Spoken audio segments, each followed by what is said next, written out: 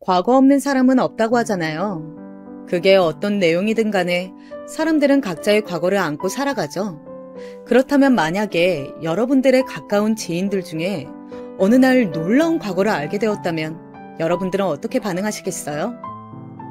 오늘 내용이 담고 있는 과거가 어떤 내용인지 제가 지금 바로 소개해 드릴게요. 저는 톡톡사연 한이입니다.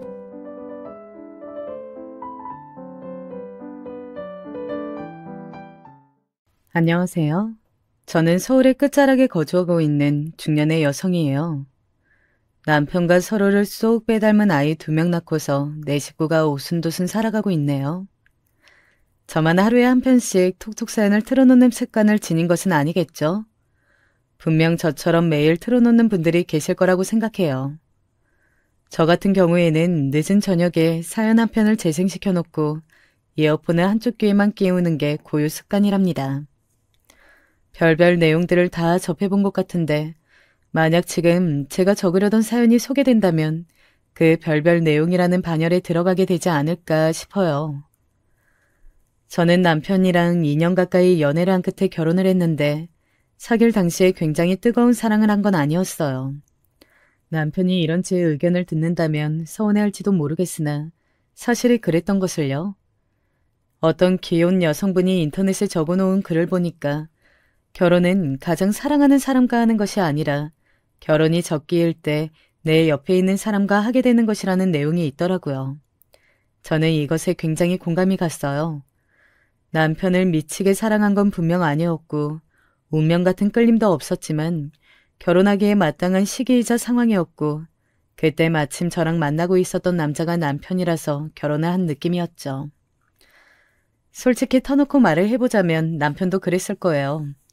남편은 자기 동생이 먼저 일찍 결혼한 상태였기 때문에 딱히 집안에서 결혼 압박도 안 받고 있었으므로 부담 없이 저랑 연애를 했었죠. 사귀면 사귀는 거고 아니면 마는 거고 결혼을 하면 하는 거고 헤어지면 헤어지는 거고 연애 때 받았던 남편의 인상은 딱 이런 거였네요.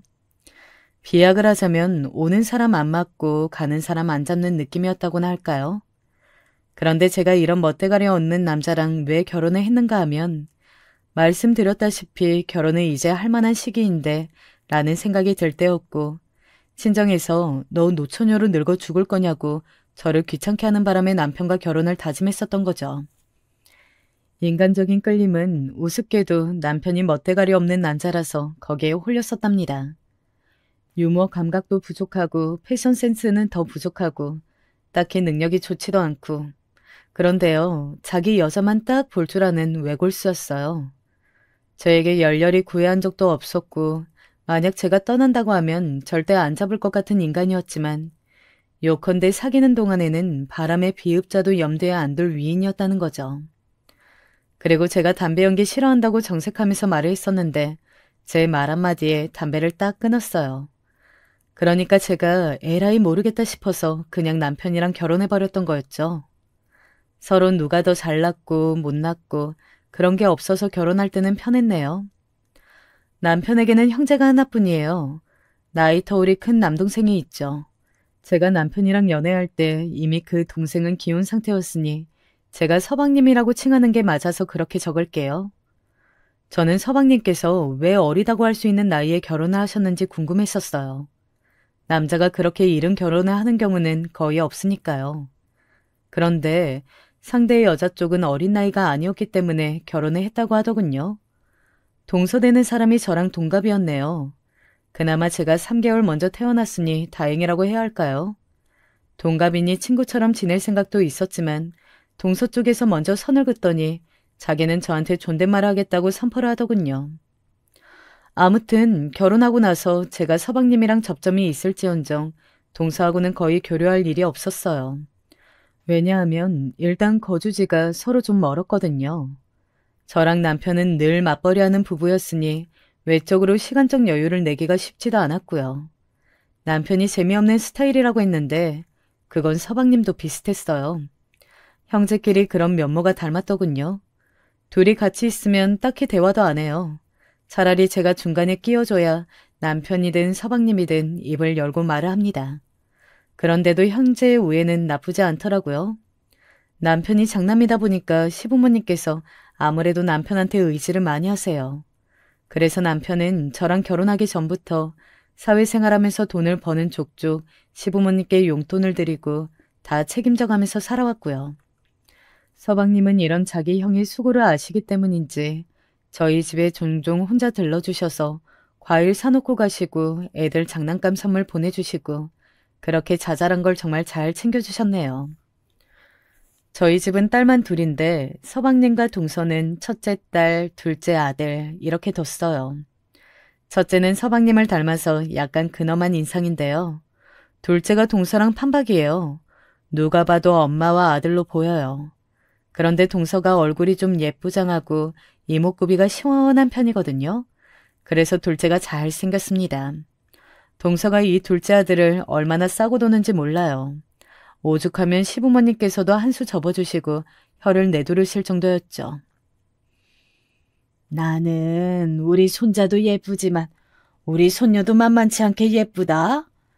우리 손녀가 소외당하지 않게 네가 잘 신경 쓰고 네가 매사에 잘해야 된다. 알았니?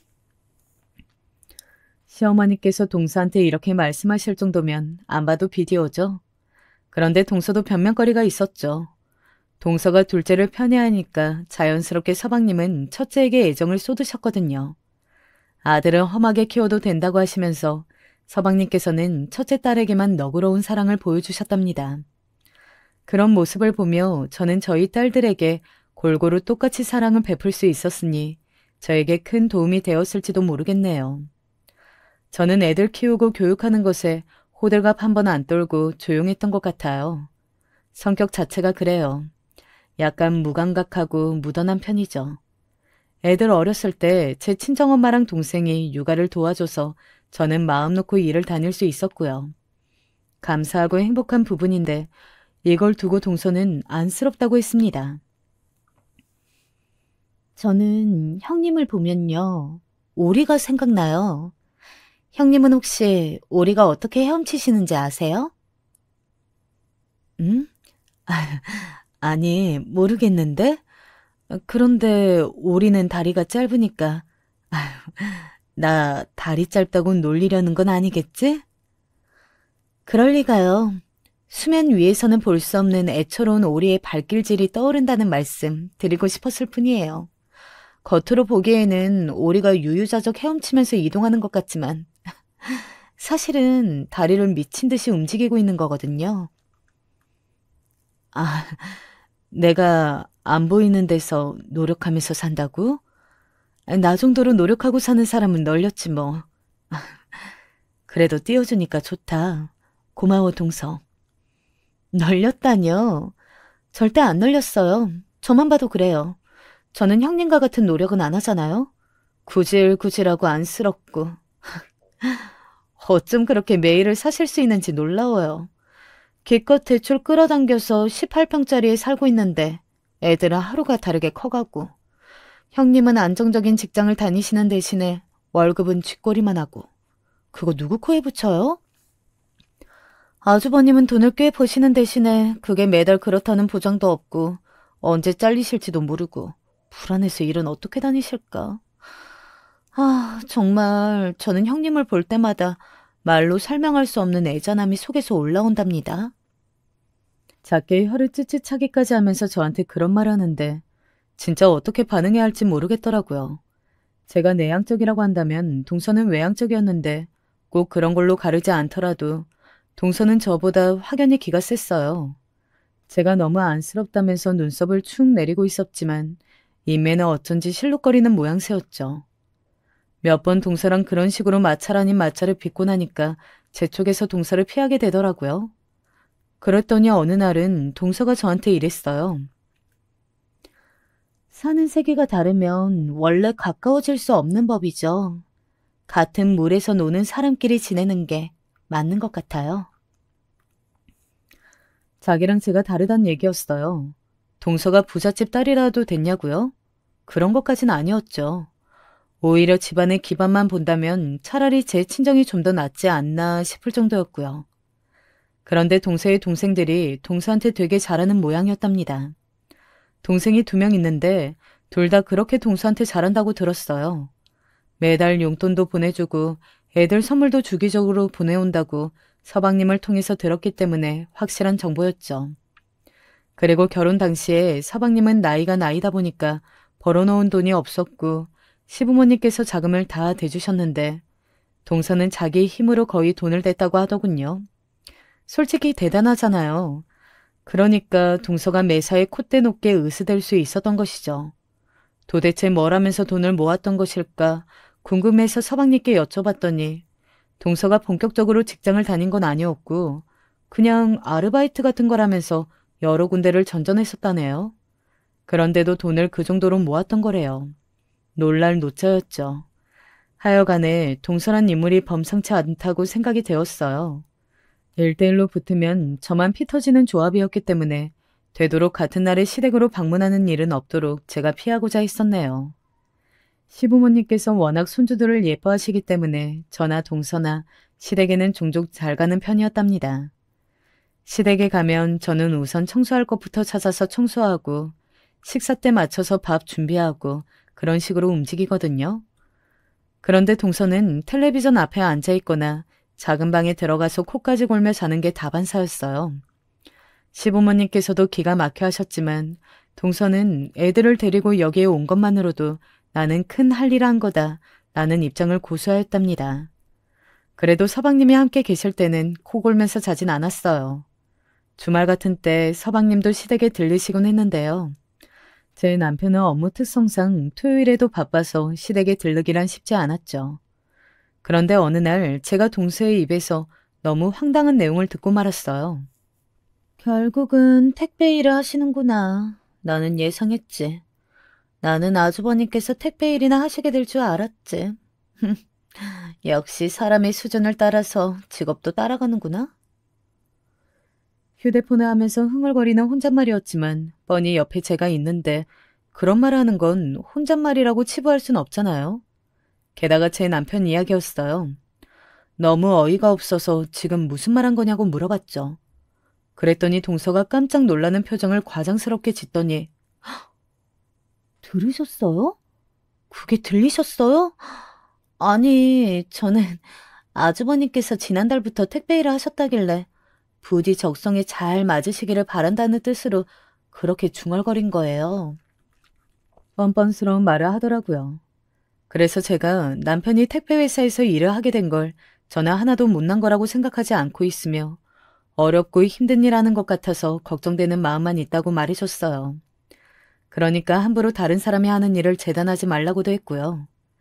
그랬더니 동서가 입을 삐죽거리면서 고개를 휙 돌려버리더군요. 택배 일을 생업으로 삼게 되기까지 남편도 얼마나 고심이 많았는데 동서가 그런 식으로 폄하하니까 저도 기분이 나쁠 수밖에 없었던 건데요. 그래도 동서가 조용해졌으니 그걸로 일단락 된 거라고 생각했었어요. 그런데 그 다음 달에 다 같이 외식을 나갔거든요. 토요일 저녁 식사였는데 따라온 남편이 좀 늦게 도착했어요. 고생하면서 일하다 온 티가 나길래 저는 가슴 짠하고 자랑스럽고 그런 심정으로 남편을 맞이했고 제 옆자리에 앉으라 그랬죠.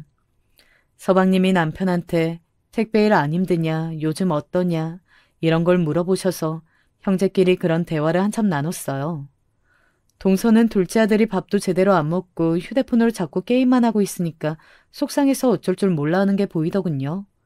거기까지는 괜찮았는데 이제 다 먹고 나갈 때가 돼서 동서가 자기 아들한테 잔소리를 하며 던진 내용이 가관이었어요.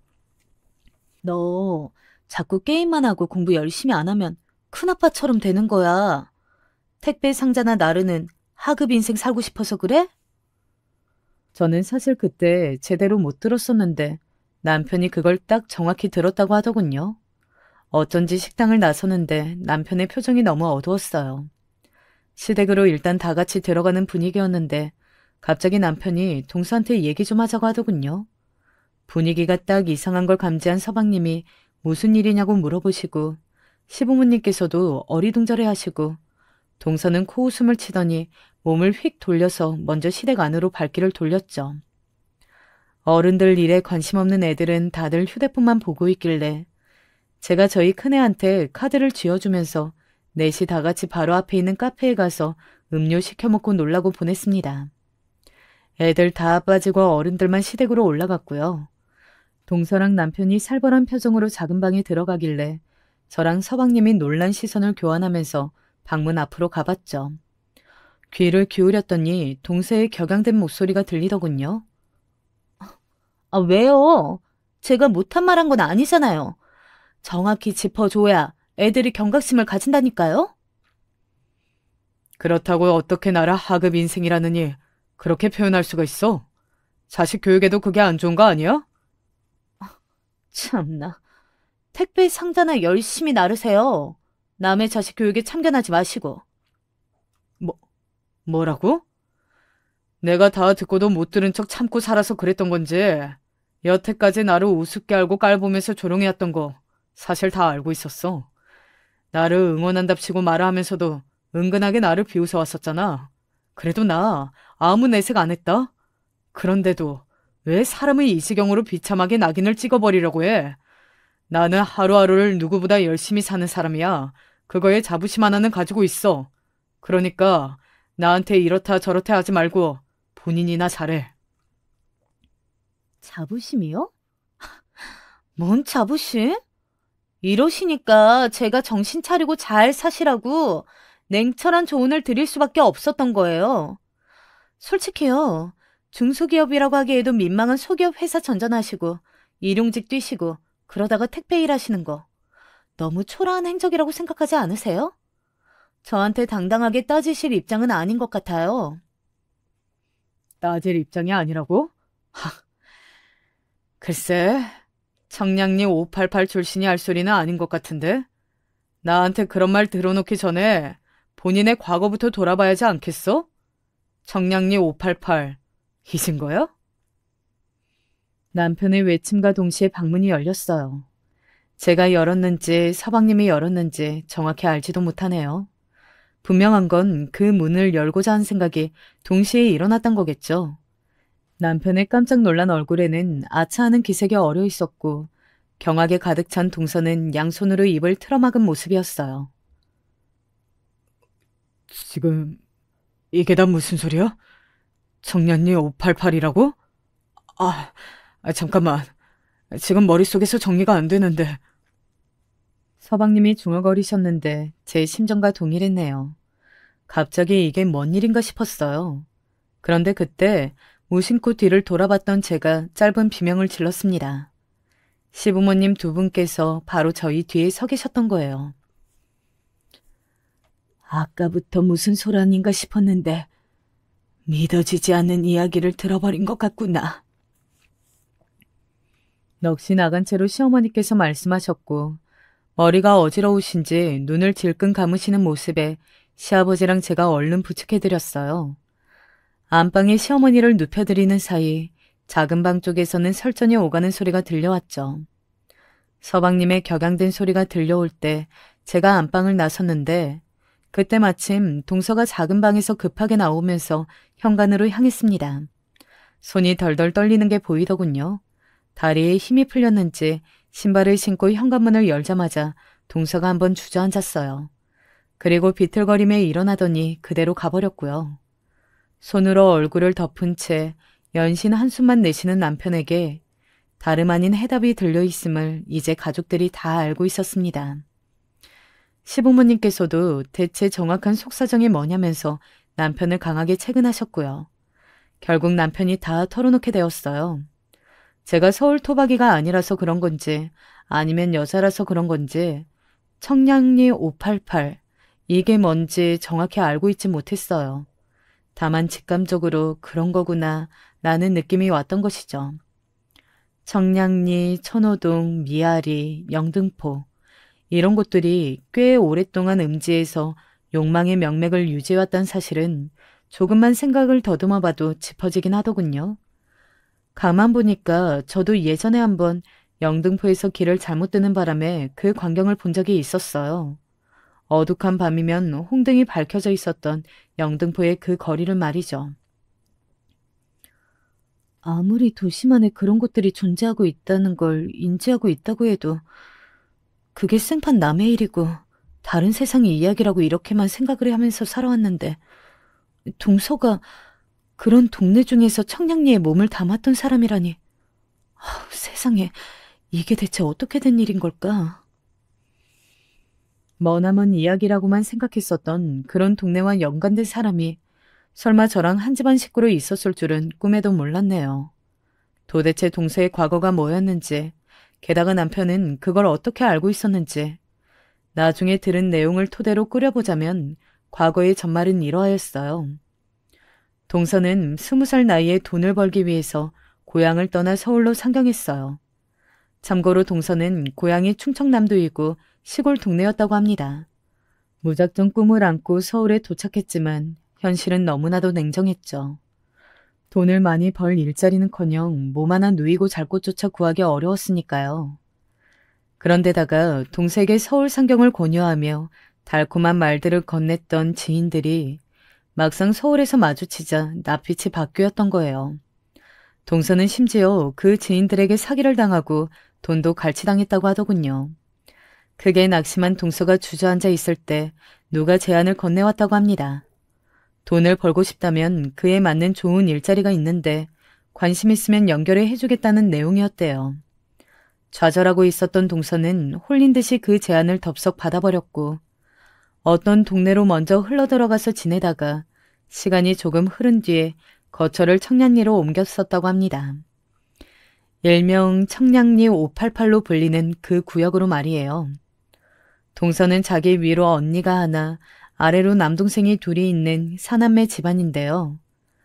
집안의 장녀인 동서의 언니는 웬 남자애가 코가 잘못 깨어서 일찍 시집 갔다가 죽도록 시집살이 당하고 온갖 고생 다한 사람이라고 합니다. 바람 피우는 남편, 며느리 쥐잡듯이 하는 시어머니, 집안의 왕인 시아버지, 성질 더럽고 포악한 시누이들. 그런 시댁 식구들에게 둘러싸여 노예처럼 지내다가 눈물 마를 날이 없었다고 해요. 심지어는 결혼 2년 만에 도망을 쳤다가 걸렸고 시누이들에게 얻어터진 경험도 있다고 하더군요. 그런 마당이니 장녀가 어떻게 집을 도울 수 있었겠어요. 당시에는 자기 언니의 사정을 속속들이 알 수 없었던 동서는 그저 남자 만나서 야반도주한 언니에 대한 배신감으로 불타올라서 자기라도 돈을 벌어야겠다는 일념하에 서울로 상경했었던 것이고요. 처음에는 망설임이 따랐지만 수중에 돈을 쥐어본 순간 동서는 돌변했대요. 청량리 588에서 돈벌이를 계속 해나가기로 결심했던 것이죠. 동서가 번 돈으로 그 동생 2명이 공부를 걱정 없이 할 수 있었고 집안의 생활비에 큰 보탬이 되었다고 합니다.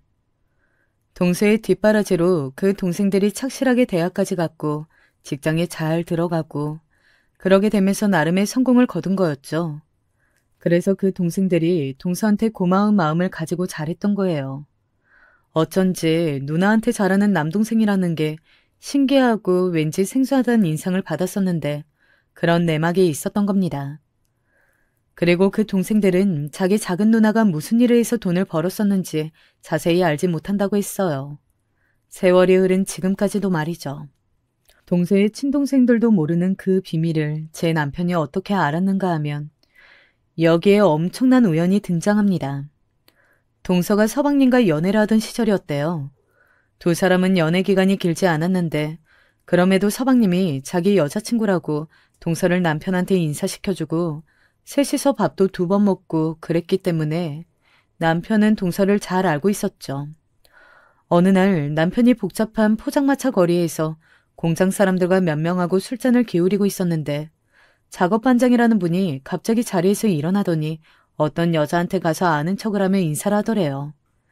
그 중년의 여성이 머리 모양이며 옷이 범상치 않아서 남편이 그때 그 인상을 유심히 봐두게 되었고요. 여기까지는 지극히 우연이었는데 이게 한 번 더 겹치면서 운명 같은 순간을 만들어내게 되었죠. 당시에 엄청 인기 많았던 고깃집이 있어서 남편이 서방님한테 거기서 고기를 한번 사주고 싶었대요. 그런데 서방님께서 동서를 데리고 같이 오셨던 거예요. 셋이서 고기를 맛있게 먹고 나오던 길에 그 식당 앞에서 남편이 얼마 전에 봤던 그 중년의 여성을 발견하게 됐죠. 그런데 정말 신기하게도 동서가 그쪽을 보자마자 소스라치게 놀라면서 몸을 휙 돌렸다는 겁니다.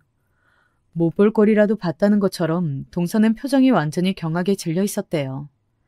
장소에 벗어나면서도 동서는 계속 고개를 푹 숙이고 있었고요. 아무래도 궁금해서 남편이 동서한테 물어봤었대요. 아까 문 앞에 서 있던 여자랑 아는 사이냐고요. 그랬더니 동서가 펄쩍 뛰면서 아는 사람을 본 적이 없다고 딱 잡아댔다더군요. 내가 이렇다 저렇다 따로 말을 얹은 것도 아닌데 갑자기 왜 이렇게 정색을 하면서 부정하지? 혹시 뭐가 있나? 숨겨진 가족이라도 되는 건가? 의아해하던 남편은 다음에 다시 그 포장마차 거리에서 공장 사람들과 술을 마시게 되었을 때 작업 반장한테 슬쩍 물어봤대요. 전에 왔을 때 여기서 어떤 여자분하고 반갑게 인사를 하시던데 그 여자분은 뭐 하시는 분이냐고요. 사실 그렇게 물어볼 때까지만 해도 남편은 별로 진지한 생각을 가지고 있지 않았었대요. 그냥 일상에서 가질 수 있는 얄팍한 호기심 정도였다더군요. 그런데 작업 반장이 술 취한 목소리로 엄청난 대답을 해준 겁니다. 아, 내가 정량리에서 잘 아는 곳에 여사장이 있는데, 그 여사장의 지인이야. 그래서 나랑도 안면이 있지. 잘 아는 곳이요? 어디 뭐 식당이라도 운영하시는 분인가 봐요? 에이, 맛 좋은 걸 팔기는 하는데 식당은 아니지. 청량리 588 몰라? 알지? 거기서 포주하고 있어. 거기서 포주랑 아는 사이다 이거야. 듣고 나니까 뭔가 깨림칙했대요. 그런 곳에 포주랑 아주 가까운 여자가 어떻게 동서 같은 사람을 알고 있는 것일까? 머릿속에서 연결이 안 되었다고 합니다. 반대로 뒤집어 보자면 어떻게 동서 같은 사람이 그런 곳에 포주랑 아주 가까운 여자를 알고 있었던 것인가? 라는 의문이 되었기 때문에 남편은 직감적으로 뭔가 안 좋은 내막이 있구나 라는 판단이 섰었대요. 괜히 심란해서는 자리도 뜨지 않고 술자리로 오래 이어가고 있었는데 딱 그날 공교롭게도 그 순간에 그 중년의 여자가 자기 일행들하고 포장마차로 오는 게 보였대요. 제 남편은 그때 술이 딱 깨는 걸 느꼈고 기회를 엿보다가 슬쩍 그쪽으로 가서 그 중년의 여자한테 물어봤다고 합니다. 자기 동생의 여자친구라는 말은 절대 안 하고 지인의 지인이라는 식으로 둘러대면서 아무래도 그 지인이 저번에 그쪽을 보고선 깜짝 놀라서 도망친 것 같은데 무슨 관계가 있냐고 질문을 해버리고 말았대요. 영문을 모르겠다면서 고개만 갸웃하던 그 중년의 여성은 남편을 통해서 동생의 외모 묘사를 듣고서는 갑자기 테이블을 주먹으로 콱 내리치면서 이렇게 말했다고 합니다. 걔가 나를 어디서 마주쳤다고? 그게 어디였다고? 아유, 참나. 그 년이 우리 동생 내서 일했던 년인데 얼마나 악독한지. 아유, 튀어버렸어. 그녀는 보통 내기가 아니에요. 유독 앞발이에요. 그 소리를 듣고선 남편이 엄청 충격을 받았던 거죠. 왠지 안 좋게 들었던 직감이 결국 맞아떨어지고 말았으니까요. 저는 이 대목까지 듣고서는 그럼 왜 어째서 무슨 이유로 남편이 동서의 비밀을 함구하고 서방님과의 결혼은 묵인하였는지 이해가 안 갔죠. 여담이지만 한편으로는 남편이 청량리 588에 발을 들였기 때문에 동서가 그쪽 사람이었던 것을 알고 있었다. 라는 전말이 아니어서 제가 얼마나 안도래했던지 모르겠네요. 그 엄청난 비밀을 더 엄청난 우연의 사다리를 통해 알게 된 남편이 입을 다문 이유는 바로 서방님에게 있었다고 하네요. 서방님께서 정신적인 문제로 워낙 힘들어하시던 분이었기 때문이죠. 계기는 군대에서 겪었던 참혹한 경험이었다고 들었고요. 만약 요즘이었다면 군대에서 그런 일이 벌어지기 쉽지도 않았을 테고 서방님께서도 정신과 진료를 받으셨을 거예요. 그런데 그 당시까지만 해도 정신과 진료니 뭐니 하는 건 전혀 대중화가 되어 있지 않았죠. 기껏해야 정신질환을 다루는 건 정신병원이 유명했던 것을요. 마음속에 자리 잡은 병은 자꾸만 커져갔고 서방님께서는 자꾸 방황을 해대셨죠. 사람들과 만나서 어우러지는 것도 나날이 힘들어하셨고요.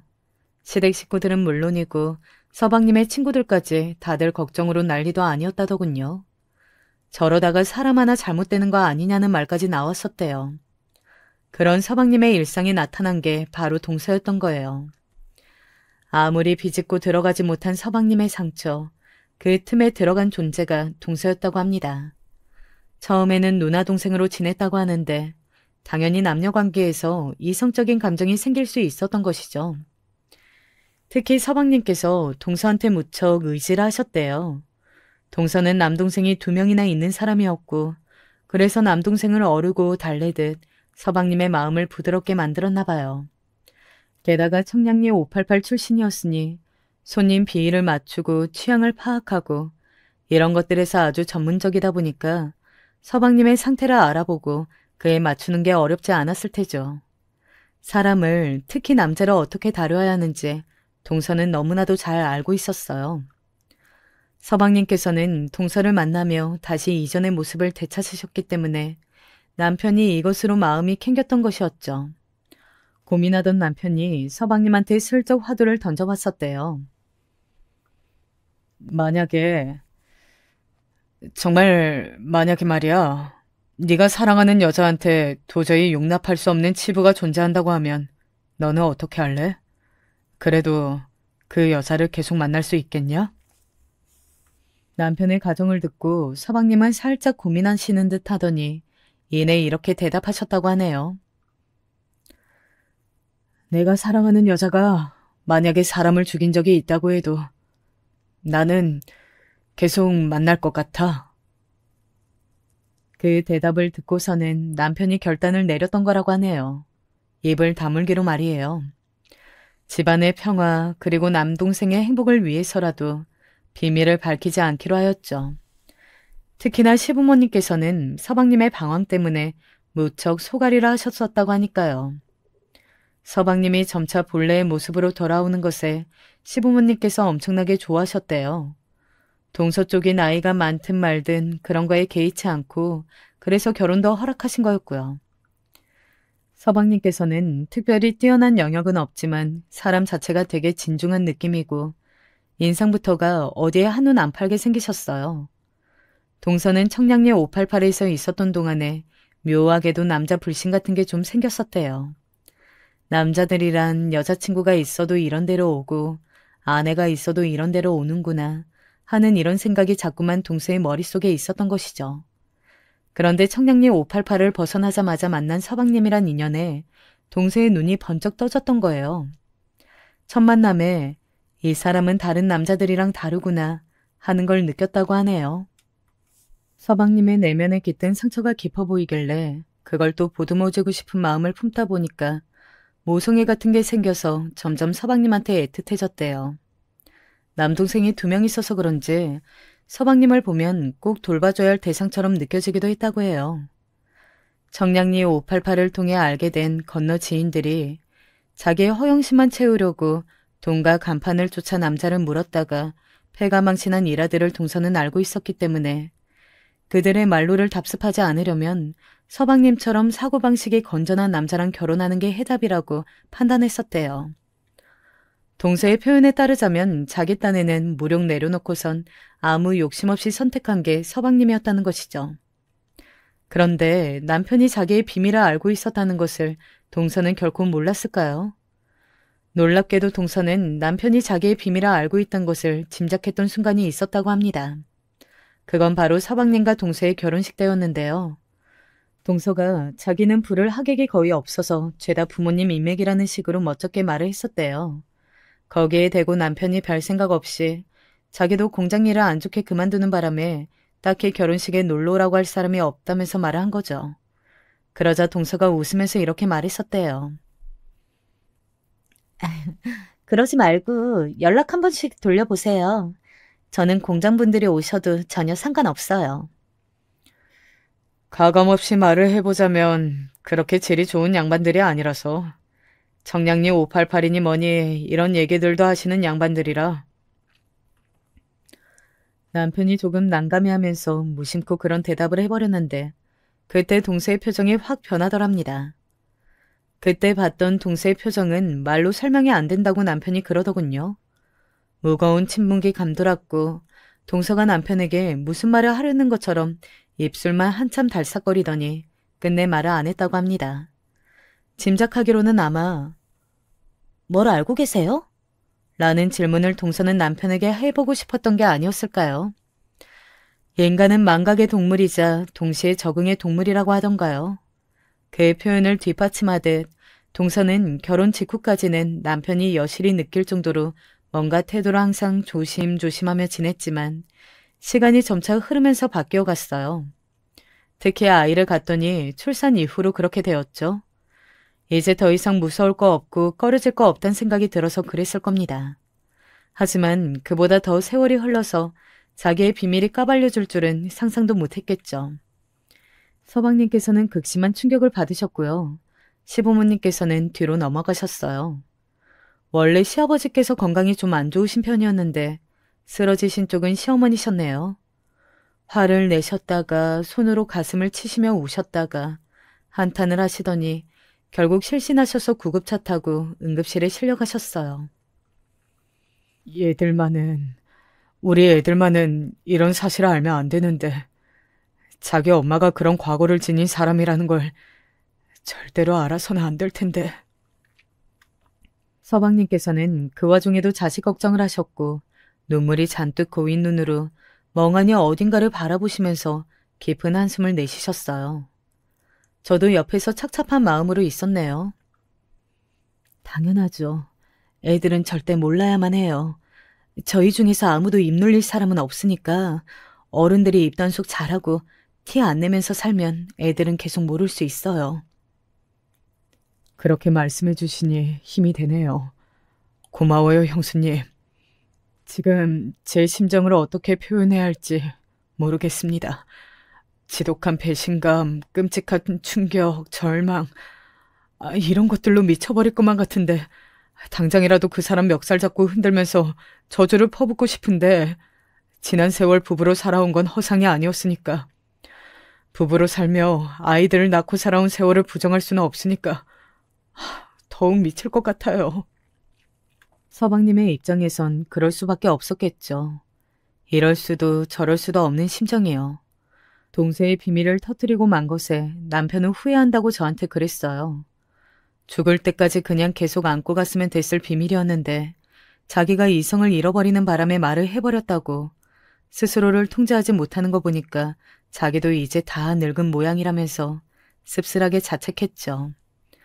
그런 남편의 모습을 보면서 저도 속상했고요. 동서가 먼저 싸가지 없게 굴지만 않았어도 남편 같은 대인배가 폭발하진 않았을 테니까요.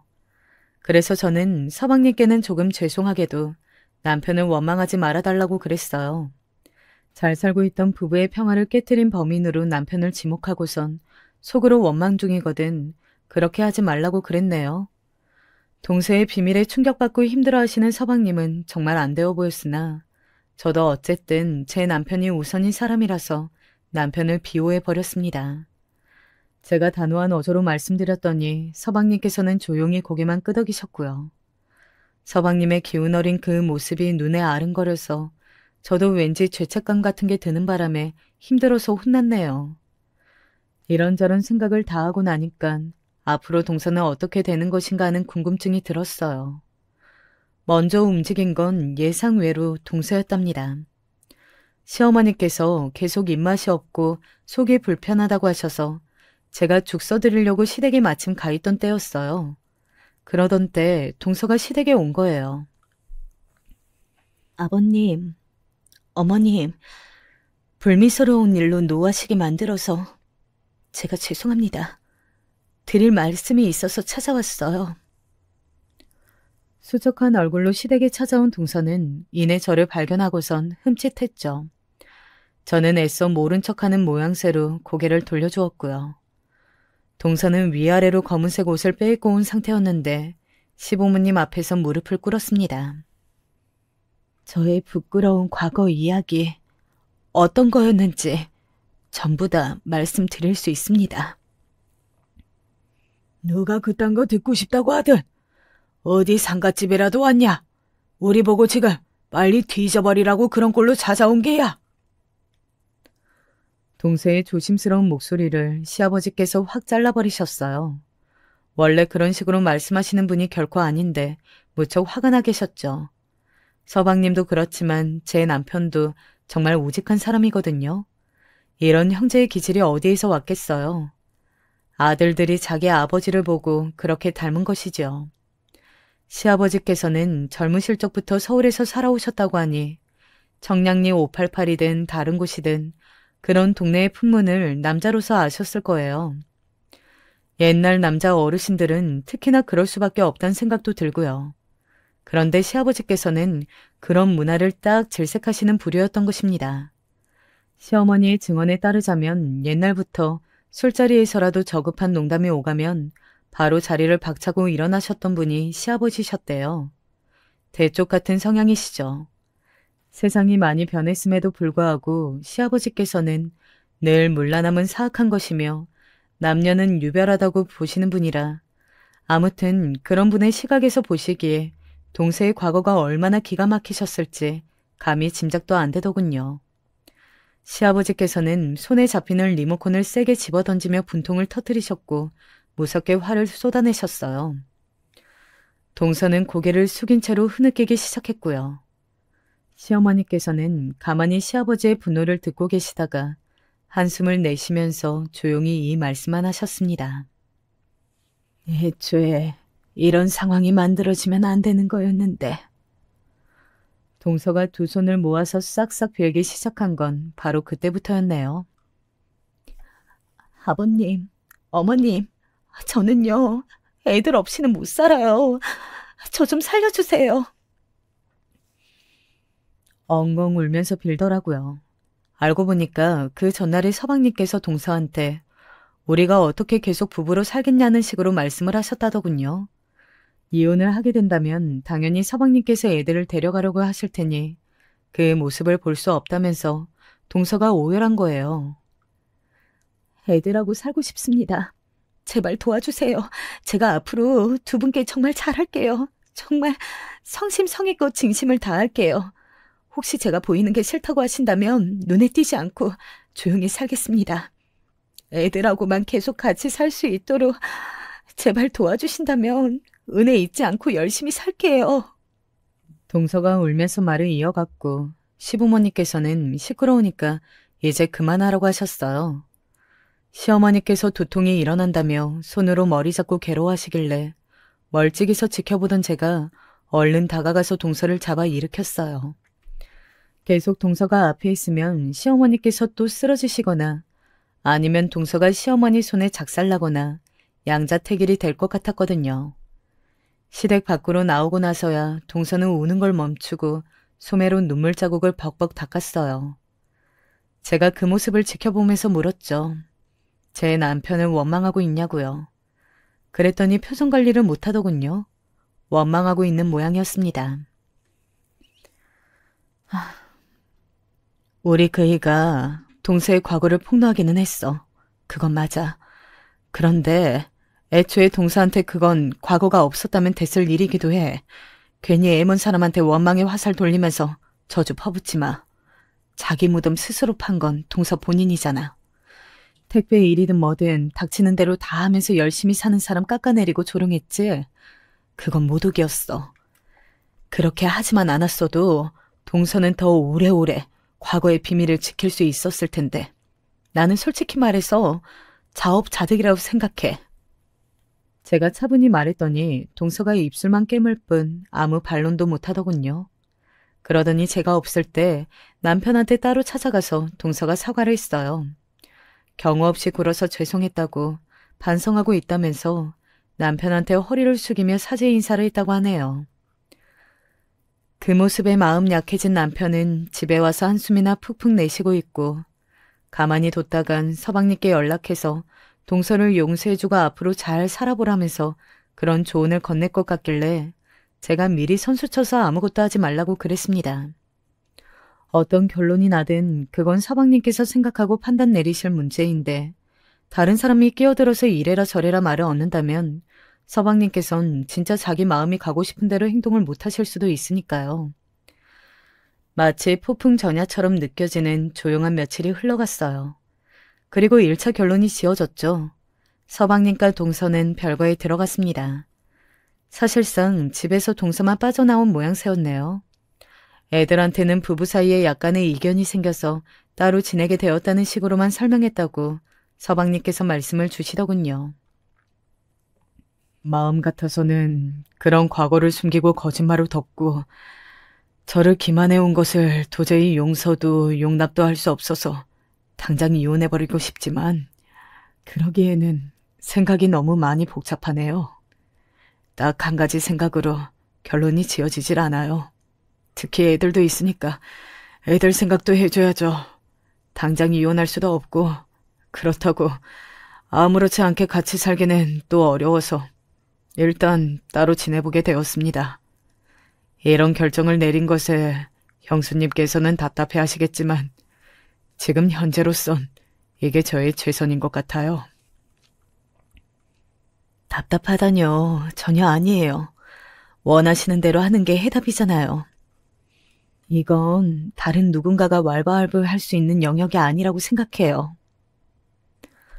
저는 서방님의 입장에 서서 생각을 하고 그렇게 말씀드린 거였지만 시부모님께서는 달랐나 봐요. 따로 사는 건 당연한 거고 어떻게든 이혼을 하는 방향으로 가야 한다면서 서방님을 깔끔하게 질책하셨다고 합니다. 부모가 이혼해도 자식들은 멀쩡히 크게 되어 있으니 애들 걱정돼서 이혼은 못하는 일은 없어야 한다는 말씀을 강력하게 주장하셨다고 하네요. 거의 모든 엄마들이 그렇겠지만 동서가 자기 애들을 끔찍히 생각하는 사람이라 애들을 안 이룰 수 있다면 자기가 혼자 나가 사는 별거 생활쯤은 감내할 수 있다고 여긴 모양이더라고요. 동서의 충격적인 과거 행적이나 제 남편에게 함부로 굴었던 것을 제가 절대 옹호하려는 건 아니지만 같은 엄마라는 입장에서는 뭔가 짠한 게 있긴 하더군요. 형님, 돌이켜보니까 제가 형님한테도 시건방지게 군 부분들이 정말 많았네요. 죄송하다는 말씀 재차 드리고 싶어요. 저는 다시 우리 식구들 사는 집으로 돌아가서 다 같이 살 수 있도록 열심히 노력해 볼 생각이에요. 과거는 바꿀 수 없지만 미래는 새로 만들어가는 것이니까요. 저랑 통화했을 때 동서가 나름 담담하고 당차게 그런 말을 했었는데 왠지 숨소리가 조금 떨리는 것 같더라고요. 다음에 잠깐 얼굴 볼 일이 있어서 마주쳤을 때는 낯빛이 너무 어두워져서 제가 화들짝 놀랐고요. 아휴, 아무튼 간에 모든 사람이 각자의 역사를 써내려가며 살아가는 존재라고는 하지만 설마 하니 동서 같은 과거를 지닌 사람이 한 집안 식구로 있을 줄은 몰랐네요. 게다가 제 남편이 동서의 과거를 알고 있었다는 것도 황당했고요. 이래서 사연 없는 사람은 없다고 하는 걸까요? 앞으로 어떻게 될지는 모르겠어요. 시부모님께서는 여전히 동서를 용납할 수 없다는 입장을 고수하고 계시고요. 동서는 아직 별거 생활을 끝마치지 못한 상태랍니다. 사는 게 좀 바빠져서 저나 남편이나 서방님하고 동서한테 먼저 연락을 못 해봤는데 애들은 어떻게 지내고 있나 궁금하기도 한지라 나를 잡고 얘기 한번 나눠봐야겠어요. 저희 집안 이야기를 들어주신 분들 모두 감사드려요. 매사 좋은 일들만 일상에 가득하시길 바랍니다.